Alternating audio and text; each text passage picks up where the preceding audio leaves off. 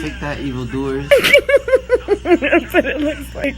The evil cooties got you down for the count. You filthy criminals. Yep, you're seeing it right. That's Lalo in a hospital bed just 24 hours after that really awesome wedding photo shoot. We would come to spend not only my birthday, but our entire honeymoon making that hospital room with the tiny bed into our honeymoon suite. If we learned anything, it's that things don't always go according to plan, but that we've decided that we're going to make things incredibly dope. Welcome to Blendedly. We have a really exciting video for you guys today. We just dropped the part 1 to how we met and started dating and went from dating to marriage in 6 weeks, guys. What's so crazy is because we had no plan, right? So when K-Dot flew up from Georgia for us to get married, we eloped. She was supposed to be here for a few days. We do the elopement wedding. That went great. We had planned to celebrate both of our birthdays because we got married September 26th and your birthday is September 28th, right. And your birthday is September 24th. So we meet in the middle. I feel like that's a common theme with our relationship, is meet in the middle. You have... That's really good. Yeah. I didn't think about that before. 3 kids. I have 3 kids. Modern day Brady Bunch. Yeah. Man. Third marriage for me, third marriage for him, and then the fact we're that pretty much experts at this point. Of course. Yo, okay. So I'm telling you. So now the crazy thing is like we got married, we took our pictures on Friday the 27th, Saturday the 28th. Your girl here is so lit on the way to like we're like going to have breakfast. So it's my birthday, so Snapchat hit me up with this bomb ass filter. Ooh, kill him. Everything is perfect, but that morning I start feeling like a little funny. I start feeling like I have fever coming on. Breakfast for my birthday, and I'm like, oh, we about to do this about to get it. That's when I started feeling it though. I wasn't feeling it when we were on the way there driving. I was a little tired, but when I was actually at the diner, you know, shout out to New Jersey. We have all the diners out here in New Jersey. In Atlanta we have Waffle House. So this diner situation is completely new. No, so this diner was here. I'm starting to feel a little bit crazy. End up at the urgent care. We get to the urgent care and they're like, so you have to be admitted to the hospital. So, you know, just so you guys know, I caught a really bad bacterial infection and I had to be hospitalized. Yeah, and it was very serious. I still didn't get it though, because I was still asking like, so we like this a few hours, like you need an IV for how long? I didn't get like the admitting to the hospital part. Yeah, I didn't really get that. That completely screwed our plans up. I mean, we had plans to go out that night. We had plans to do everything. We were just celebrating like honeymooners do, like in the city in New York. This is pre-COVID, so it was gonna be like a celebration. We're about to turn up. It was crazy. It turned out that I ended up being in the hospital for the rest of her stay, which is like another 3-4 days after that. Yes, so our honeymoon suite was his hospital room. Right. That little ass hospital. Yeah, well, we had a lot of fun though. We did. It was so crazy. We made the best of. That's when I think that our relationship, when I knew that like, okay, we're gonna be good, because we were immediately tested. Like immediately tested. Yeah, you like said, because we spent 4 days in the hospital. Well, I mean, we spent longer in one little hospital bed. Yeah, like that was a lot immediately after, and that's concentrated time. That's like quarantine time, pre-quarantine. You know, that we got to be together and you get to learn a lot about each other. So in sickness and health, right then and there. And in the hospital where nobody knew that we were married yet. Oh, I forgot that part. Yo, nobody knew. So I had family coming in. They were like, so, hey, this is K-Dot. Hello, random person that's sitting on my son's bed. And nobody knew, but it was so funny. We made friends with all the nurses. She made friends with all the nurses. You guys already know. She makes friends with everybody. But we ended up getting tested right away, and it was so amazing, you know, how that happened.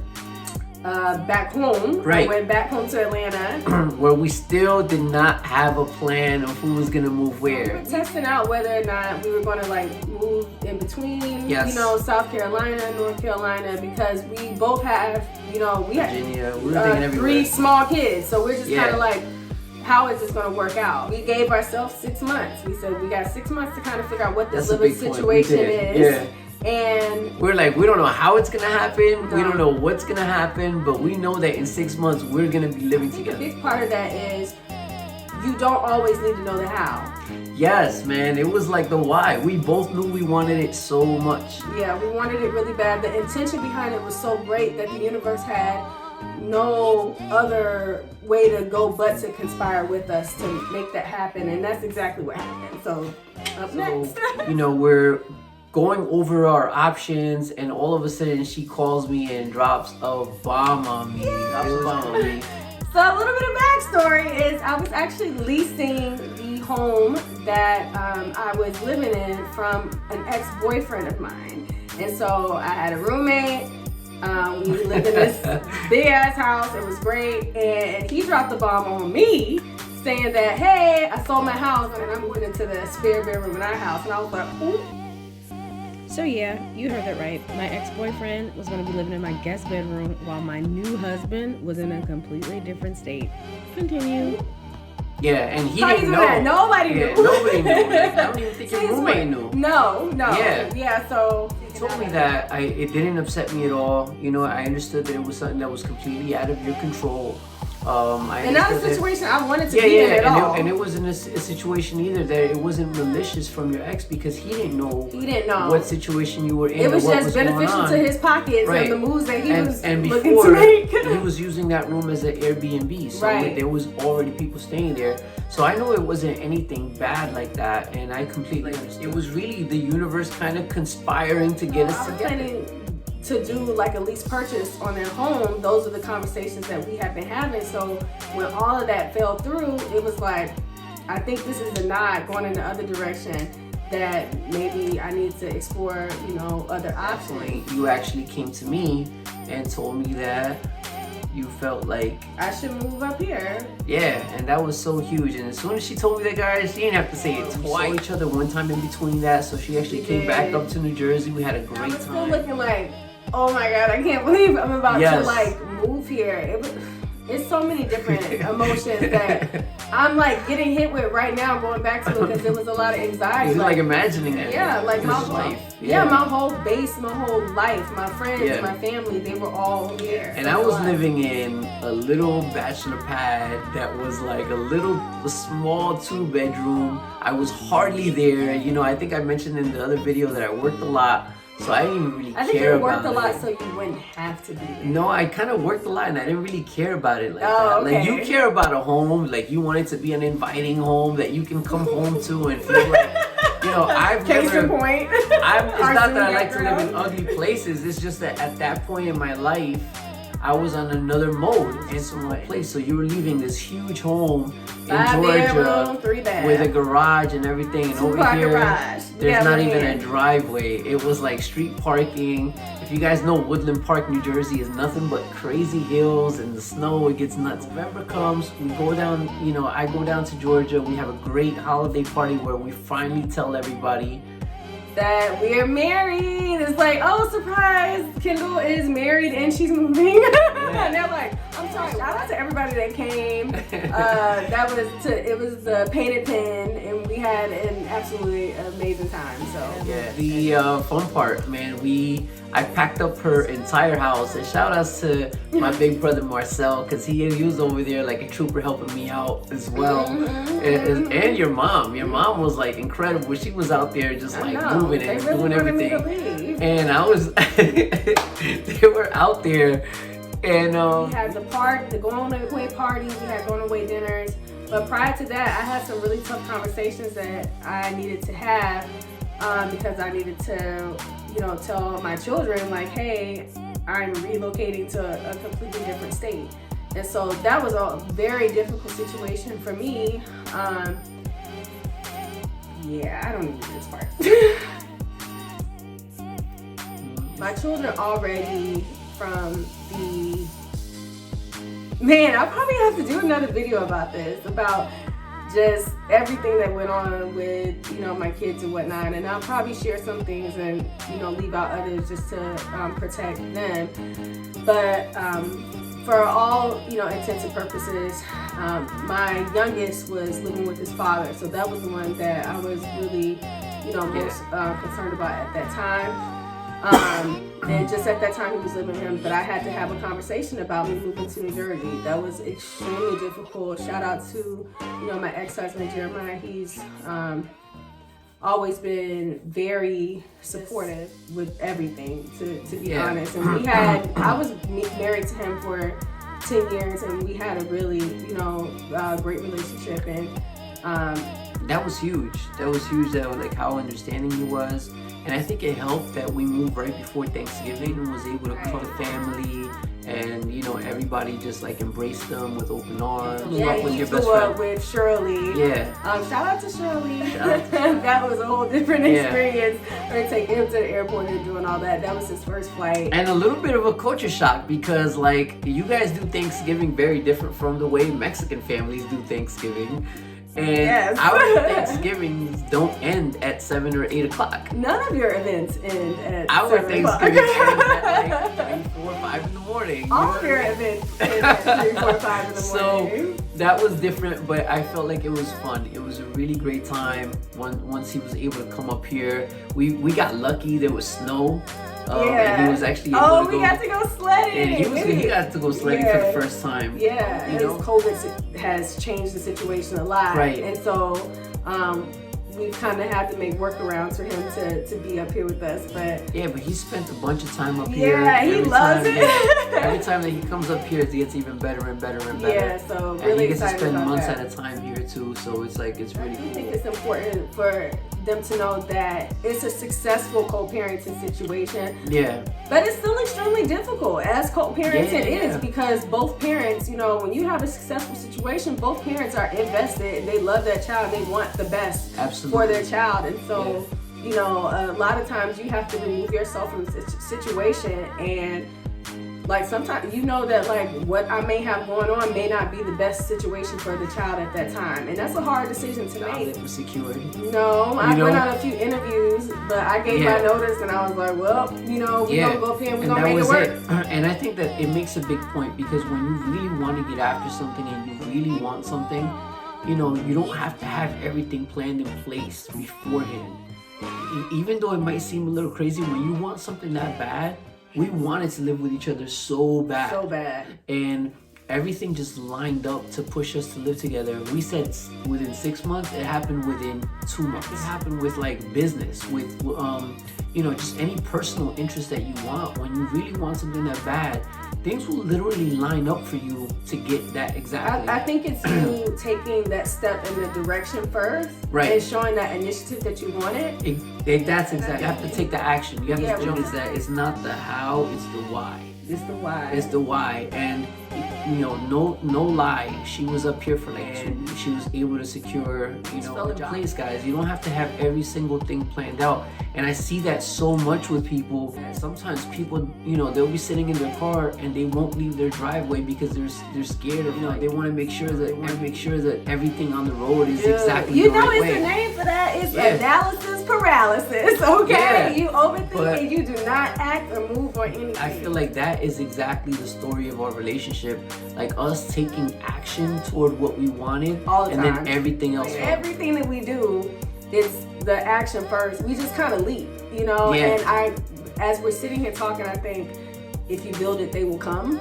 That situation, like we just put it into motion, sort of like this. We put it into motion. We're just like, okay, cool, and let's see what happens with it, and hopefully we're out here using this platform to really inspire people. That's the main thing. That's the main thing we wanted to do. And hope to show that it doesn't have to be perfect. It does, like for all intents and purposes, people can look and say, well, that's your third marriage and that's his third marriage. Bro, man, listen, to society, like we all screwed up. I got all the kids. And when somebody makes you feel the way that we make each other feel, like when the way that you make me feel is someone that's appreciated, respected, loved, admired. You know what I mean? Like that's how I feel when you're around me, and like that's what I want in my life. That's what I want in my life. And when somebody makes you feel like that, there's like so many times that I was this close, guys, like this close to messing it up and just ignoring that because we get hurt a lot of times, or we even cause hurt, But it was so close to like not coming to fruition. And I'm so glad that, you know, I had you there to kind of push me along. And not only push me along, but just tell me how you feel, be open with me too. Yeah. Because that was a big thing. If you would have just said certain things like, hey, let's be together, but didn't tell me how you felt, you know, this might not have come together. You know, so putting yourself out there, like, it's a big thing, and knowing what you want. I knew that I wanted someone that was like you, that was kind-hearted, that was great with, you know, my family, that I felt great into any type of situation with you, you know? So, like, that's the kind of person that you want.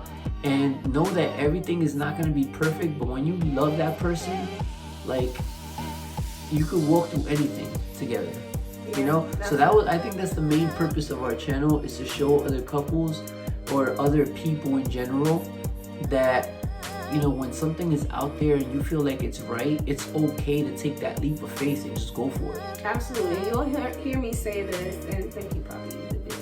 I wouldn't get you back all this boo. But you'll hear me say this a lot on the channel. But you cannot live two lives for the price of one. And what I mean by that is you have to do you. Choices and everything that, you know, we've made is just because it's in the best interest of us. Of us. Everybody else in the family, but everything is secondary to this. Oh yeah, and it's the oxygen mask theory. Yeah. Because if this ain't good, then there's no way that I gotta adjust my oxygen mask, and then I can help anybody else out on the outside. Guys, and there was conflict. Like, there was conflict from the family. Like, oh my God, how could you not tell us you got married? Are you sure you're making the right decision? This is crazy. It may look crazy to everybody else from the outside looking in. But we're telling you, when you take that decision and leap in, and then everything starts showing up the way that you have it, now everybody's happier than ever. Nobody brings up the fact that we eloped. And it's evident in the fact that how we did it, like that we didn't do it for anybody else but us. And I would never take that back. Like, I would never take back how anything worked out. I'm forever grateful, because that's something that we'll always have for us, that we were there and we shared that moment, and that's the foundation. And I feel like how you start has really bled through and continues to, like, be a heartbeat of this relationship. It's been an adventure. And how you feel now? I feel amazing. I feel amazing. I feel like everybody, this is what I've always wanted, relationship that I've always wanted. I love everything. I love how you care for me and you love me and you cater to me, which makes it easy for me to cater to him. Like, I love taking care of you. Like, I love taking care of our children. I love, you know, everything about, like, how we communicate and talk to each other, and how we laugh. We laugh nonstop. Like, he's my best friend, and I'm fully freaking chilling with my husband. Like, we don't even be doing nothing. We really don't. Like, but we don't have to do anything. It's weird because I tell him, as cheesy, I miss him when I'm asleep. I'm right beside him, and you can call me a stalker or whatever it is, but I fully miss him. When I wake up, I'm like, guys, it may sound cheesy, but it's out there. You know, like, I can tell you straight up, I had kind of almost given up on relationships before I met you. You know? And I had gotten to the point where I said, okay, I have 3 kids. You know, they're at the points where 2 are teenagers, the other one is young, and I'm pretty much just gonna focus on my career and wait till I'm like 40 something, and then try to find something meaningful at that point once the kids are out already.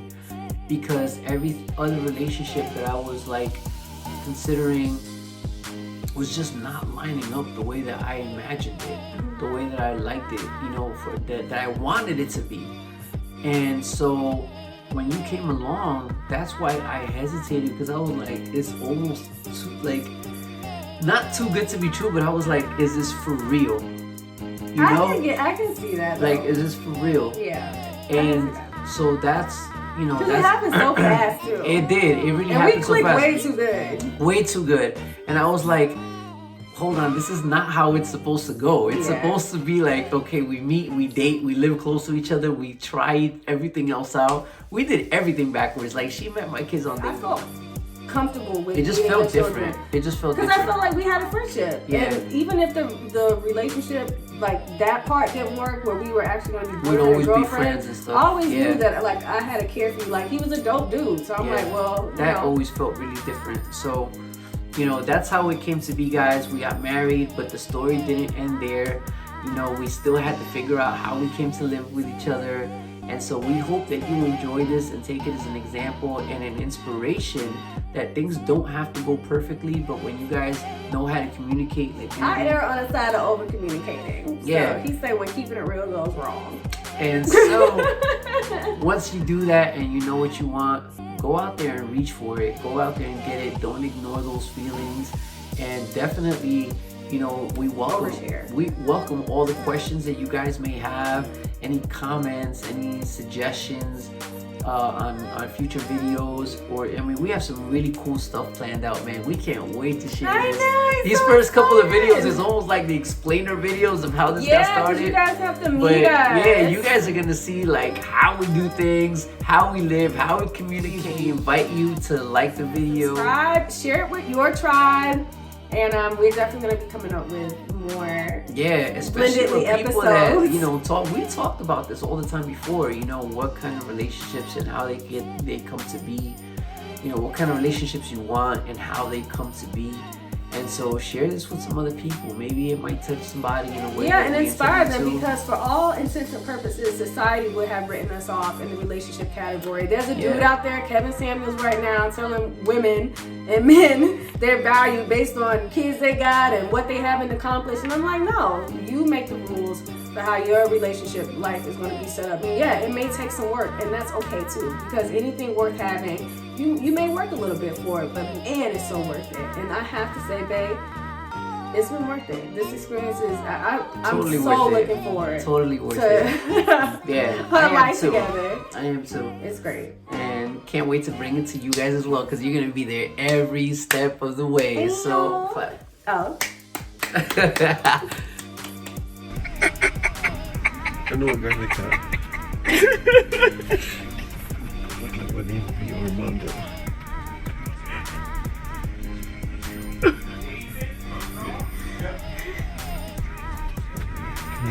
Can I make a mustache? Yeah. You know that my friends call me the Jaws Alive. I don't know why. They never tell me.